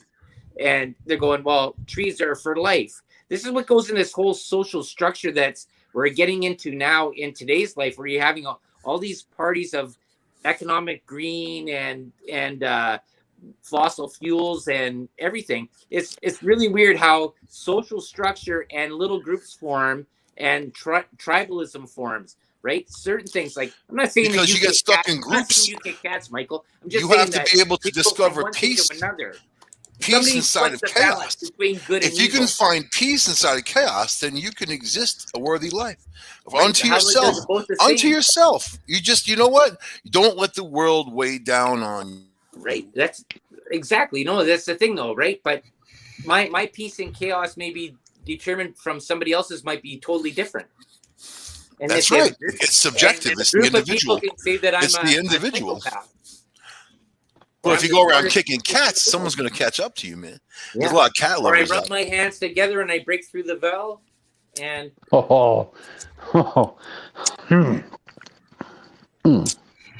energy together. Well, we got 7 minutes, guys. Look at how crafty Joe is, just putting the message out there. That ain't the message. That's from Stanford University. Every university on this planet agrees you can only dream about things you've seen, and you can only dream about things you've seen in recent times. Your brain doesn't work the way it doesn't drag stuff back. It doesn't make any sense to me because I have these crazy dreams of the future, these societies. I can tell you what but is that different than Joe? That's you putting your dream together. Joe, that's me. No, it's stuff I've never seen before. Let me say this, please. But it is. What Michael said, Joe, are visions and messages and downloads, things like that, different than I love you too, right? Different than, let's say, average dreams. Yeah, I would agree that if it's something that's being sent to you, right, then yes, it's going to be different. But if you're something your brain itself is dreaming about, no, all the colleges agree. You're only dreaming about stuff. What you do is the human body's really good at this. It takes different faces and it merges them together and makes a new face. But it's just pieces of some face you've already seen. Same thing with all parts of most of your dreaming aspect. It's just the way that works. Mm-hmm. It's not. It doesn't mean that other things doesn't exist. It just means that the average everyday person, what they think they're seeing or doing, is not really what they're thinking and seeing. It's something entirely different. It's just the way their brain is, and we know that from looking in fires or looking at clouds. Our brains tend to make faces. And it's usually faces that we've already seen. We'll usually make it into something. It's like skin color. It's like skin color. There's it's not true. It exists. It exists. Pareidolia exists as a survival part that we could, when early humans were sleeping by trees, that you could open up your eyes and automatically recognize a face coming at you. It was a survival thing. It has nothing to do with assembling faces. It's more of a being aware of the face coming at you. No, we're talking about just dreaming. That's what your brain is doing. It's just talking about pareidolia. No, but it's the same thing. You're still recognizing things. You're still making things out of stuff that aren't real. How do you make that are things that you've seen other places that People you do look that at a every place day. and you make this it is the into question. something. You or just said you're somebody, making things out of something that you might have seen before, but you don't know what you might be experiencing in another realm connection. This is what Laura Lee, Michelle talks about, dealing with the spiritual realm and past lives, and that maybe you haven't seen it in this realm. Maybe you might have seen it in somewhere else in a past life, future life, but somewhere else. that's insisting that you're trying to say that lonely humans are interacting with beings much higher than us, and I don't believe that in any shape and its form.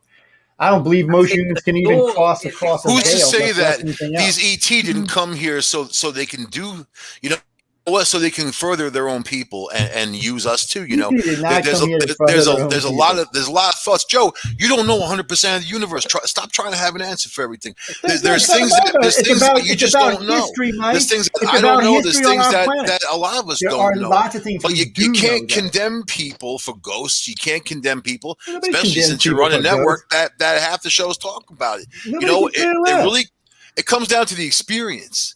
All of life is experience. It always Right? can be about the And what we experience. take and how we react to it. Maybe you're going to react to an experience differently than me. You know, I mean, like a roller It's not, coaster ride. but see, that's people, not about it no, either, no, no, no. Mike. It's Some about people science, my get on friend. a roller And it's not coaster. about just Some people will making get on a shit roller up, coaster and that's they'll what goes scream on their a brains lot. out. Some people will get out and have a laugh, man. Some people will do nothing. It's the experience, what you get out of it, and what the message is for you. So yeah, go ahead and have the experiences, but it really comes down to you and your own person. That's all that it is. So just say that It's not even close to true.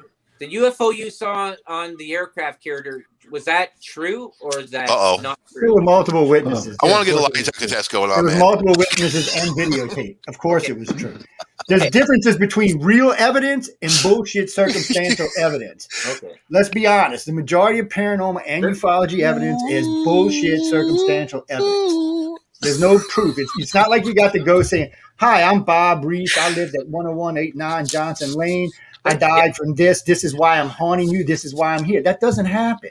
Yeah, it does. No, it doesn't. Of course it does. No, it doesn't. I have a picture of the dude's grandmother who was in his I was apartment. just watching one of the biggest paranormal who shows in the died world. 20 years earlier. And they're like, no. How did she end up in his apartment? No, that's you're doing the research. I'm talking about the ghost coming up and telling you this. They don't do that. They just don't. Michelle, it just doesn't happen. Haunted house. Have you talked with the ghost there, please? Yes. The ghost isn't going to come up here and tell you. I want to see the ghost walk up to the camera and say, "Hi, I'm Bob the ghost. This is why I died. This is what I'm doing here. This is why I'm here. This is why I have not crossed over." I've been watching paranormal television for 40 years. And and a lot of that is rigged up, just saying. Thank you, Michelle. Anyone who's not rigged up, that's rigged, dude. I can tell you this. We have real. We've reached out and we've asked them about architectural stuff to this house to try and get an idea, because the walls are 3 feet thick. We have an idea where there used to be doorways, things like that, where they have told us, yeah, there is a doorway here. There was something here. There was something there. We break through this 3-foot wall and bam, there was an old doorway. Yeah. Like we see things like that. So I don't know. I have no explanation for it. Even I've had somebody come through telling me about this necklace and tell my loved one it's okay. It still doesn't mean it's ghost. Let me finish. I got no idea what this necklace means. When I tell the person that I'm doing the reading for, they go, "Oh, that was what she was wearing when she died, and I felt really bad. I didn't know if I should wear it or I should. Yeah. Thank you. I needed that answer." Unattained, how do you say it? Auto-obtained information does not mean it's ghostly. It just means you have ability to tap the other side. I didn't know about this necklace. I didn't even know it doesn't mean it has anything to do with a ghost, Laura. It doesn't even mean a ghost is telling you that. I think the shot is getting to Joe and the Scientologist. Actually, no. Y'all, what I can prove this to you. I always respect you know how many people? He's got a science degree. Do you know how many savants there are on this planet today? I do. Let's be honest. Do you know how many savants are on this planet today that can pull information from the other side? It has nothing to do with ghosts or demons or gods or any other damn thing. It's just because they're brilliant and they're retaining information that they can retain, or they're pulling it from the other side. Okay, thank you. I will accept that answer. Why do you think? Because I am a freaking rock star then. Why is it that people think that ghosties got to tell them? First off, you got to wonder what goes on the other side because there's that many ghosties running alone. I mean, Jesus, I am a freaking rock star. The most unchecked. All I know is when I die, I'll find the answer. when I I doubt it. die. Are you admitting I'm a rock star then? I'm thinking you're going to die and come back probably within the same week. Oh yeah, I'm just Hey, gonna Joe, can you activate see your my ass. screen? What I'm gonna do? Hey, Can you see my screen? no, I don't actually. I see it. I'm trying to share a picture. Can you see a picture? No, just We you. just see you. You gotta message them into me on We Facebook. just see Facebook. you, And I can put 'em up. Everything everybody sent me, I can put up. You just got to send it to me on Messenger or something like Oh, that. that's I know weird. we got to go anyway. It's been a great blast. Yeah, I know, Ginger. I love playing those. It was great. I can Thank It was say a you. that great show. Mike, Everybody was great. Oh, wait. I seen the picture come up. Hold on, Mike. Let me put you up here where I can see you. Hmm. Yeah, there it is. That's the guy's grandmother, and that's a ghost, man. God, She looks wasn't there really in the room. familiar for some reason. She looks really, really familiar for some reason. I'll show Is you. that your I'll show aunt? you another one. Look, Oh, see, I'm trying to click it. that's the shadow figure that was above me, and there's Pete. I don't know. There's another one. Where's Go that back one with to that thing standing look over at that your chick. shoulder? Look at that chick right there. Where's that one with that Stephanie sent me that thing standing over your shoulder? Man, I wonder where I got that at. I'm gonna go back, man, because there's a better one. See, I can't get it now. Hold on. But we got to go because we got to let horse Yeah. fly. Yep. We got to let them All take right, over. guys. Hey, Sean, thank great you, having everybody. you. Dell, Lord, Bye, everybody great as everybody. usual. Michael, great. Have a good Everybody night. Jason, nice Have seeing a you. good night. Bye, Thanks for everybody. hanging with us. Bye, guys. Bye. People, this is what the lesson's about to the next- listen audience. Learn how to agree to disagree. That's why we're all still friends. We don't Yeah, it was a agree good on show, nothing. man. Nobody in this whole show agreed on nothing, and we still all gonna be Mike- friends afterwards. and We Mike, all love Langley, each other. Just And we saying. actually do all love each other. Michael Langley, next time I want your face to be the Charlie Angels image. There you go. Laura Lee, smile. Guys, I'm again, gonna call thanks. him That was great Bosley tonight. pretty It was a soon. great show. Yes. One more thing. And your mission is to find everything paranormal. Wait, here we Hey, go. Joe Let me Montaldo's put you in this email. rubbed up universe. All right, Clara. Yeah, that email right there. I got this one. Hold on. Send it right there. You got it. Yeah, send it right there. Anyway, we got to go. Thanks for tuning in. Coming up next is Julia and Phil Syracuse will be up with Horsefly Chronicles in just a few minutes, so y'all stay tuned for them. Any moans, bones, gritches, or complaints, either mail them to Laura Lee or Michelle, because I'm going to give you the bird if you send them to me. No, I don't really care about any of that. No, that was what the show was about. No, we're going to do this again. No, panels. We're not going to always agree on these panel shows. Don't get all upset and bent out of shape and shit. No, it's not See, going to Joe, be nice I'm to us. always right. That's how it works. Don't y'all notice? Jesus. My fans are gonna rise up. Anyway, it was great, guys. Thanks everyone for tuning in. United Public Radio. that's right. Paranormal Talk. Thanks, Laura Lee. Thanks, Michelle. Thanks, Michael. Thanks, Dell. Thanks, Syracuse. Bye. Thanks, Sean. Everybody, I'll good see night. you And in we'll an see hour. y'all. Bye, Yes, and we'll see Laura Lee guys. in 2 hours. Ow, damn. I am dangerous tonight, man. Break. Yeah.